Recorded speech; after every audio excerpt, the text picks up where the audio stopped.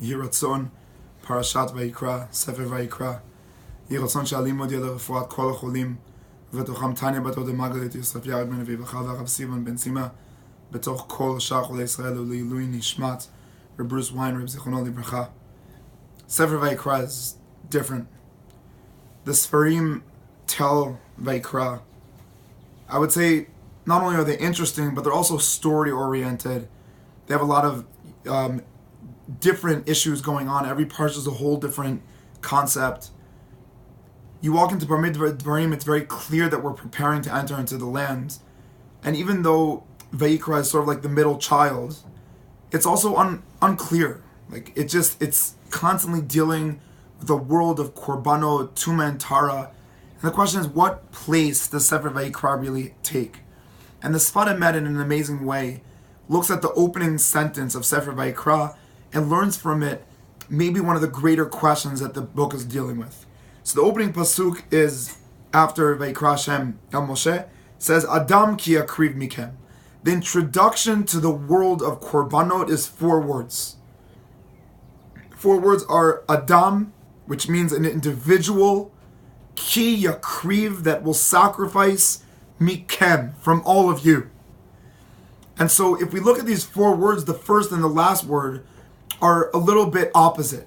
The first is, it's an individual experience, Adam, right? Sammy balls and wakes up one morning and decides for himself, he wants to sacrifice a korban, he wants to say thank you to Hashem. It's a personal experience, it's an individual experience.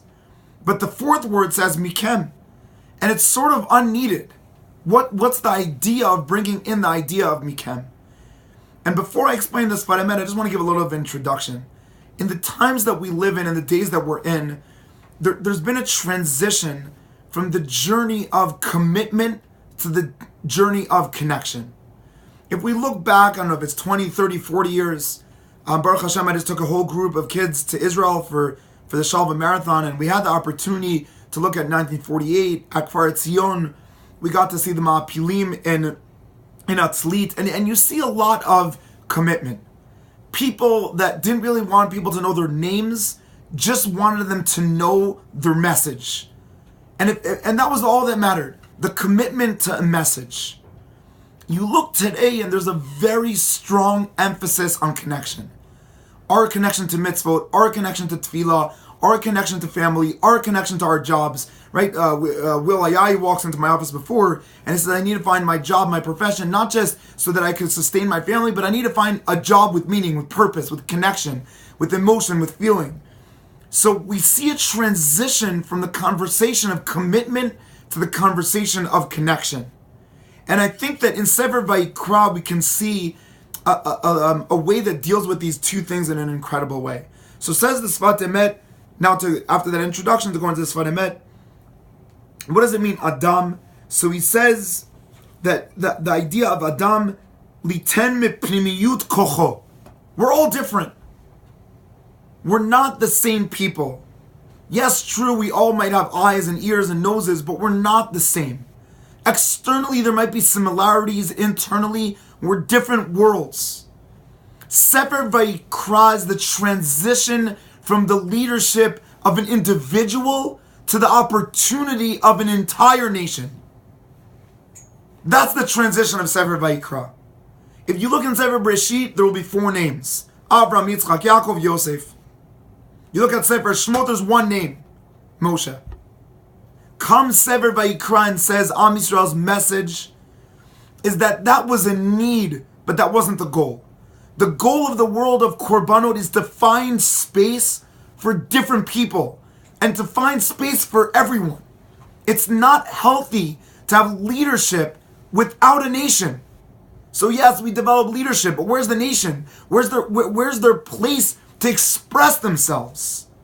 And so the idea of Adam is the ability for a man to realize that the world of Korbanot is saying, it's not just Moshe Rabbeinu's story. And it's not just Rav Kook's story. And it's not just the Lubavitcher Rebbe's story. The world of Vayikra is to say to Am Yisrael, there's a different message in our nation, and our nation understands the expression of an individual. But what's mikem? Says the Sfat Emet, that you have to realize Shagam shekol echad yiten inyan shelo. Even when everyone is expressing their individuality, Ye al yedei hachnasat atzmo betoch klal Yisrael. He says, yes, you are an individual, but what will enable your specialty to last? If it's within Mikem. If your expression isn't within the context of a bigger story, then it will be strong and evaporate. The eternal ability of an individual is that they're aware of the fact that their story is connected to our story. And what I tried to do in this last journey that I had in Israel for a week and the end of my shlichut in Toronto with a group of 56 kids is for the first 4 days I wanted them to feel our story. You're walking around and everywhere you go, you're part of a story that's big.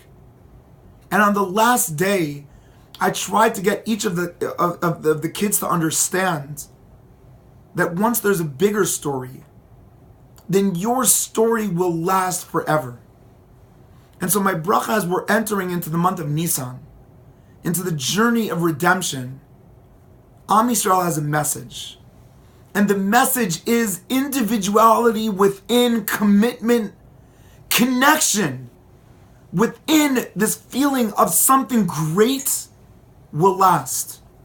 But connection that's disabling commitment, the emphasis on an individual without the feeling of a unit, teaching someone to become a learned Torah scholar without the feeling of I am part and I am so significant to Am Yisrael, then your learning becomes destruction. Your personal growth becomes selfish. And the most important message for us is that when we're teaching people to develop and to learn and to connect, it can't be in contrast to the commitment. B'ezrat Hashem, this Shabbat I give us all a bracha. Adam Mikem. To realize that the greatest individuality and growth is the feeling that your story will affect our story. Shabbat Shalom.